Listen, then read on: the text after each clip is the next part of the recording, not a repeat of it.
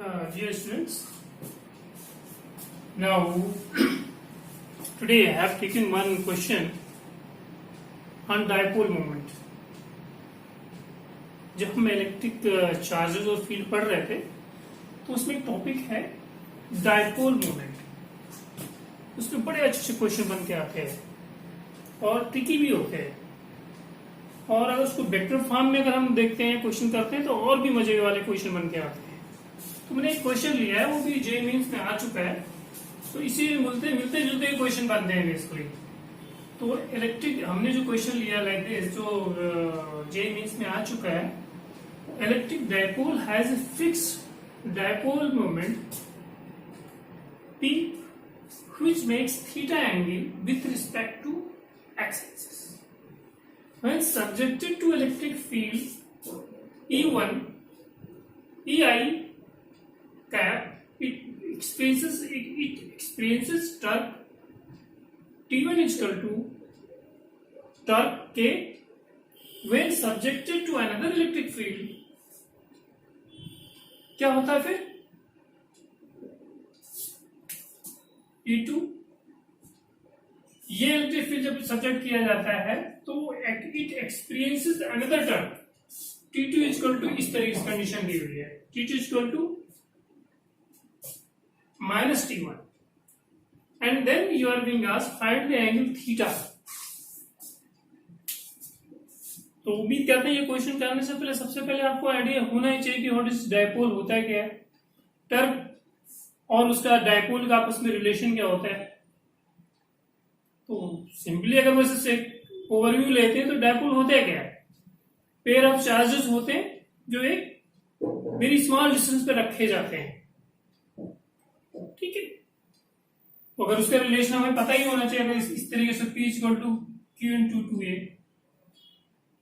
Pair of charges they are being placed at very small distances, इनके बीच में distance काफी कम होता है, पेयर ऑफ चार्जेस होते हैं, तो उनका रिलेशन इस तरीके से P into P equal to Q into 2A.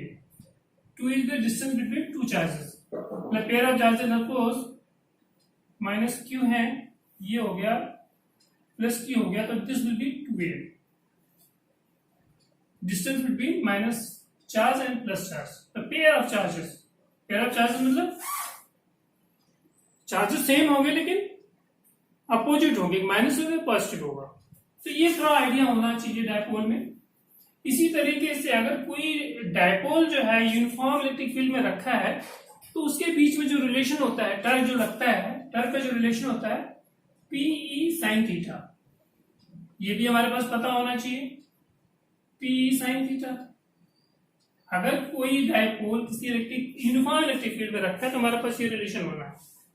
अगर इसको वेक्टर फॉर्म में ओरिएंटेशन करते हैं तो हमारे पास रिलेशन आता है this one equal to P cross E cross, मतलब वेक्टर प्रोडक्ट हो जाता है. इसको हम इस फॉर्म में लिख देते हैं. ये हमारे पास आइडिया होना चाहिए, तभी हम क्वेश्चन कर पाएंगे.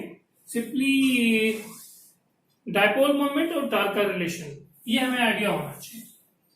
तो हमारे क्वेश्चन में क्या कहता है, आपको हमारे पास अगर ये रिलेशन आ जाता है, हमारे पास आइडिया होना चाहिए कि डायपोल और टॉर्क का रिलेशन क्या होता है. अब हमें क्वेश्चन की तरफ बढ़ना चाहिए. क्वेश्चन कहता है क्या है, क्वेश्चन में लिखा हुआ था electric dipole moment has a fixed dipole moment which makes theta angle. तो ये जो है थीटा एंगल्स बनाता है with X axis. When subjected to electric field this one it experiences a torque, this one.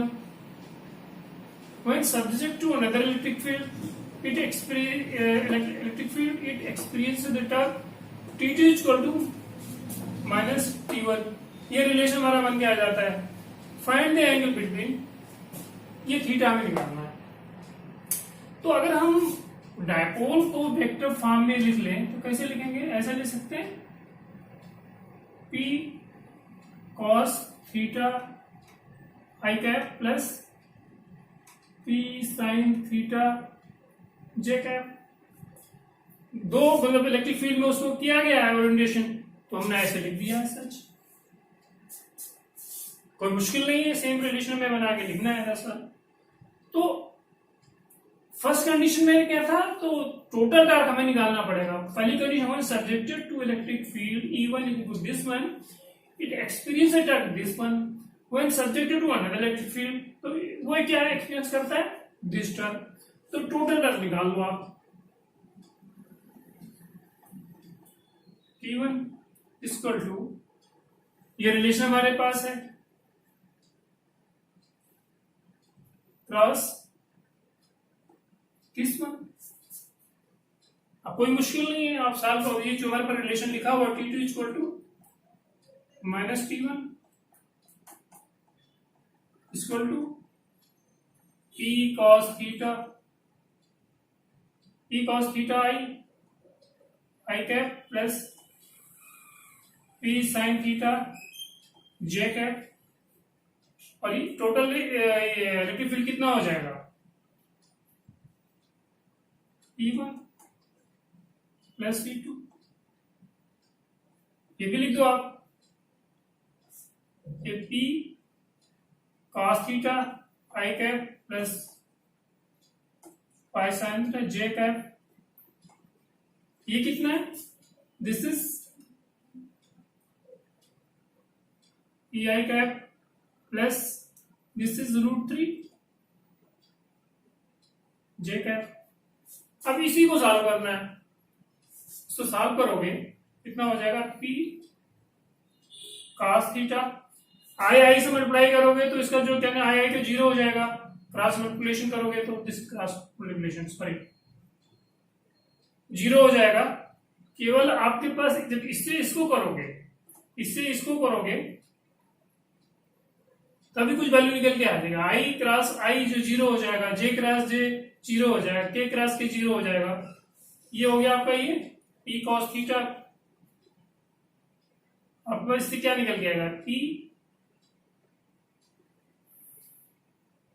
इससे आप क्रॉस मल्टीप्लाई करोगे √3 P cos theta के, चूंकि